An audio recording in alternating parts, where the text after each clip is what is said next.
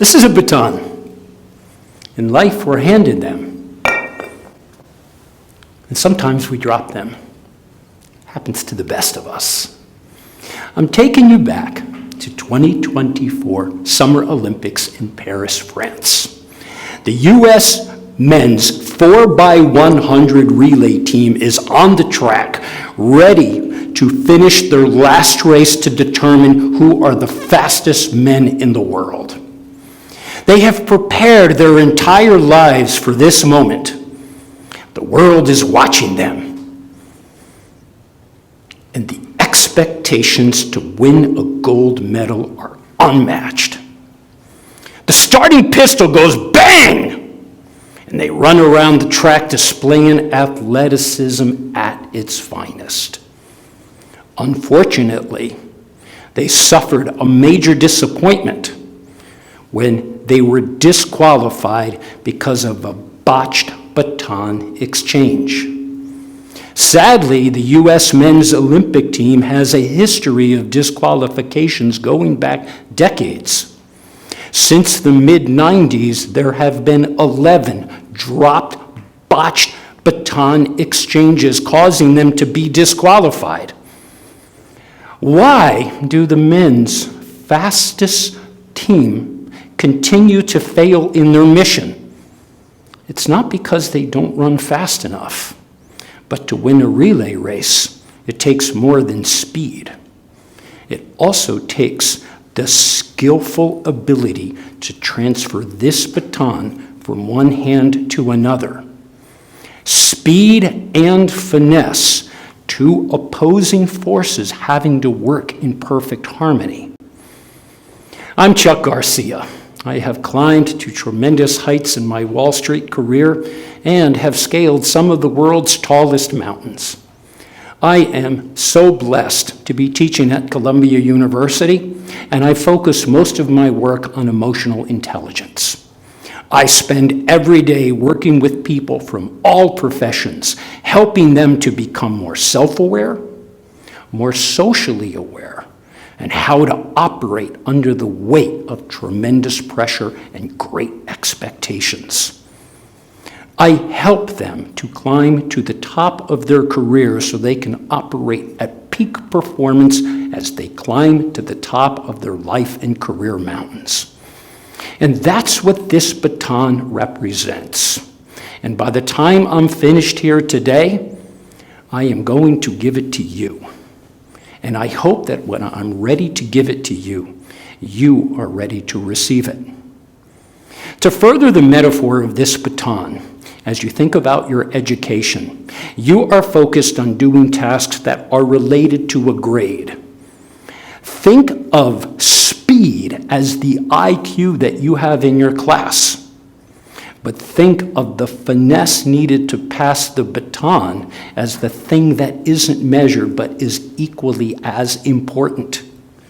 As the great Albert Einstein said, not everything that can be counted counts. Not everything that counts can be counted. Why then, on further examination, does the men's U.S. relay team continue to fail in their mission? It's not because they're not fast enough, but they are not focused on the finesse needed to pass the baton, but there's a difference because this is happening under the weight of enormous pressure and expectations. Why, when we communicate, is there so much misinterpretation? It's not because we haven't learned to speak or listen, but when we have the opportunity to communicate when something is at stake, our emotions get the very best of us, and we fail to be able to connect the heart and the mind under the weight of that pressure. We miscommunicate, they misinterpret, and it's similar to a botched exchange because you can't measure it. EQ, hence, what I'm talking about in this baton is emotional intelligence in action. Awareness, trust, and respect. Because when you are in the position to either give or receive this baton, the real key is not in the giving, but in the capacity to receive it in the spirit with which it's intended. And when the baton is handing to you and you are running really fast, what that baton requires are soft hands. No ego, no tension. The perfect coexistence of IQ and EQ, speed and finesse working perfectly together. When I think about my own college experience, to graduate from Syracuse University required 40 courses. But on further consideration, I only took one course that required me to communicate, collaborate, and pass a baton to someone else. And the course was debate. That one course had more impact on my education than the other 39 combined. I can't even name my 39 other professors. But Eric Skopek, my extraordinary debate professor, taught me two things that I have carried with me for the last 43 years. Number one, he taught me to communicate with clarity and conviction. But he inspired me that if you're going to win a debate, that is not enough. That's the thing now that is easily measured. But he inspired me to focus on the thing inside, not what is heard, but what I feel. To focus on the emotional intelligence, because if I was going to be a better debater, it all had to do with my capacity to be able to communicate with clarity and conviction under enormous pressure. I am so grateful for that one course. It changed my life. And when I consider what Eric did for me, I am incredibly grateful. I wrote 2 books, one of them called A Climb to the Top. Even though I'm a mountaineer, it is not a book on mountaineering. It is a book that uses mountaineering as a metaphor for how to climb careers. But instead of an ice axe and crampons I used to climb a mountain, it's the communication devices and techniques that I was taught by Eric Skopek. I wrote a second book called The Moment That Defines Your Life. Different book. It focuses on the integration of emotional intelligence and stoicism. And I dedicated that book to Eric Skopek. That's how much he meant to me. And I think about him every day. When I think about the principles that he put in action, and when I actually dropped a baton, it became an incredibly important lesson to me. Thinking back at the start of my career in financial services, I was on a team that was giving a large and important presentation to a client. This was going to be a game changer. And like the U.S. Olympic team, there were 4 of us. It was me, the dumb 23-year-old, with 40 and 50-year-olds to my left and right. That was okay at the time because the first 2 people who were making that value proposition, they were speed and finesse, IQ and EQ, and they handed the baton to me. I was the 3rd presenter among 4, and I had 2 jobs that needed to be accomplished. Number 1, communicate the value proposition of why the client would buy what we were selling. That was the speed and the IQ. Number 2 was the EQ. I needed to summarize what had been said before me by speakers 1 and 2, and then frame the future by handing this proverbial baton to the 4th guy, my boss, who was going to run around that track and win that gold medal. I don't know what happened to me. I forgot everything Eric taught me. I did fine on the technical competence, but when it came to the EQ, to actually explaining something about what is about to happen, I felt like somebody was judging me. All eyes were on me, and it just made me stop. I forgot everything. And then when I spoke, I started stammering and stumbling on my words. I blew it.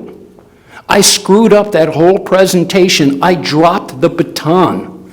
We might as well have been the relay team running as fast as we could, only to be disqualified. I held myself accountable for that disqualification.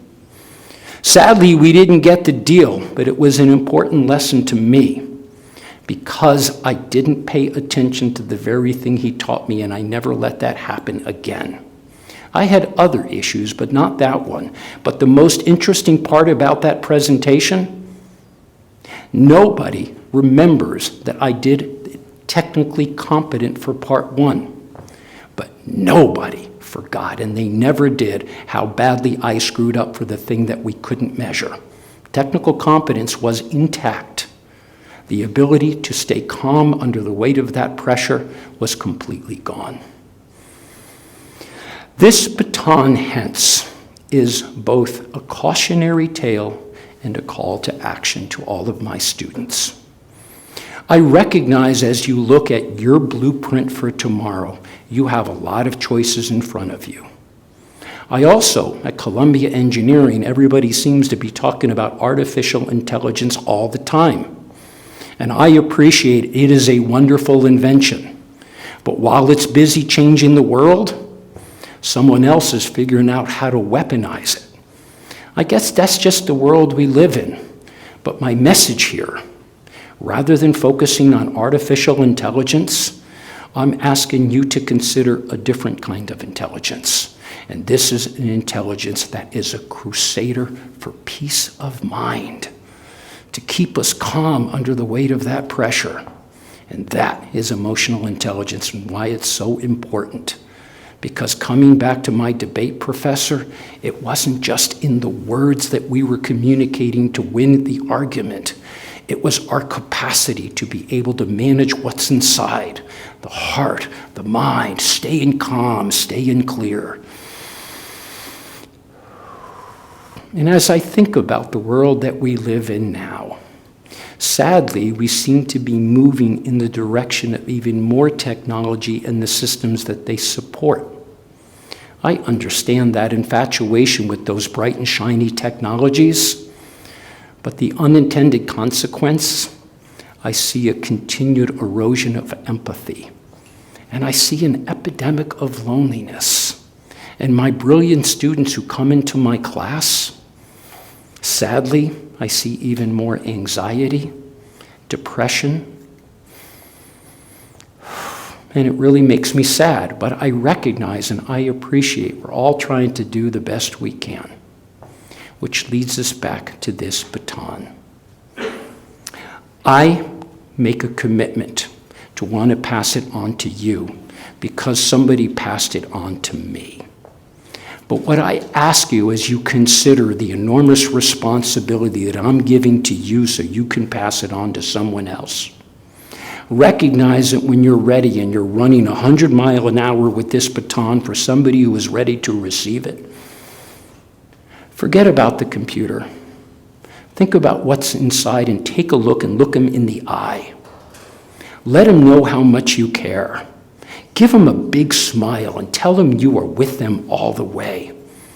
Because I recognize that in order for us to be giving and to receiving, the coexistence of IQ and EQ, speed and finesse, they are all wrapped up into this baton, and that's what I'm handing to you today.